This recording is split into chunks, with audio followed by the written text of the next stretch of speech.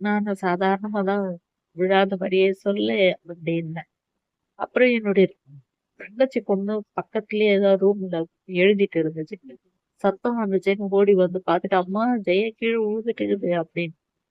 அப்புறம் என்ன ஆச்சுன்ட்டு வேகமா ஓடி அங்க வந்து என்ன தூக்கவும் முடியாது. ஏன்னா, அது ரொம்ப சின்ன ஒரு இடம். நான் போய் கிராஸா வேற விழுந்துட்டேன். தல அப்படியே போய் ஷிங்காண்ட விழுந்துட்டேன். அதெல்லாம் பார்த்துட்டு என்னுடைய தங்கச்சிக்கு வந்து, "ஜெயா நான் உன்ன கூட்டிட்டு போயிட்டு நம்ம வீட்லயே விட்டுர்றேன். என்னால இந்த கோரத்தெல்லாம் பார்க்க முடியல. நீ அங்க பட்னியா இருந்தா கூட இருந்துக்க ஜெயா. எனக்கு இப்ப கஷ்டத்த பார்க்கணும்.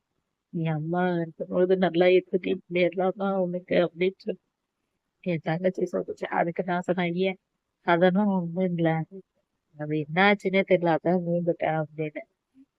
அதுக்கப்புறம் என்னுடைய தங்கச்சி எனக்கு ட்ரெஸ்லாம் மாத்திட்டு, தலையெல்லாம் அப்படியே தண்ணி போட்டு தொடச்சுட்டு, நாளைக்கு காலையில உன்ன குளிக்க வைக்கிறேன். இப்போ 9:45 ஆயிடுச்சு. இப்ப எப்படி குளிக்க வைக்கிறது? நாளைக்கு நான் பார்த்து கிளீன் பண்ணி விட்டுறேன்.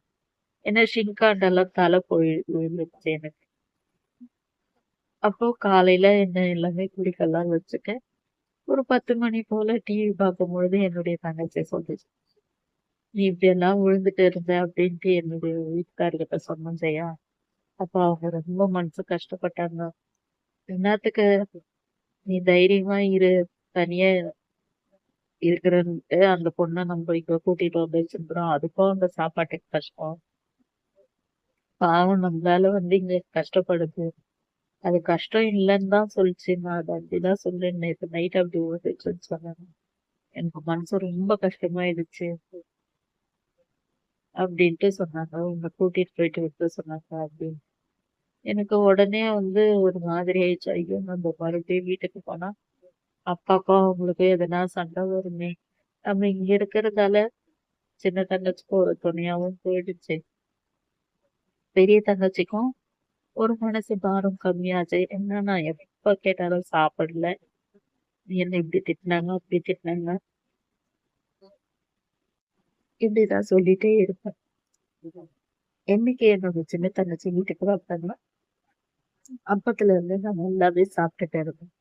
ஏன்னா கை வலி பிரச்சனையால தான் நான் ஹாஸ்பிட்டலுக்கு போக வேண்டியதா போயிடுச்சு. மத்தபடியா அதுல எனக்கு எந்த ஒரு கஷ்டமும் இல்ல. அடிக்கடிக்கு வர வயிறு வலிக்கு தான் எனக்கு அவங்க வீட்ல இல்ல.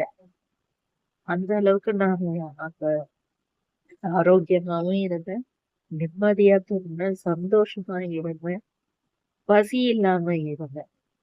பசி இல்லாம என்னன்னு தெரியாம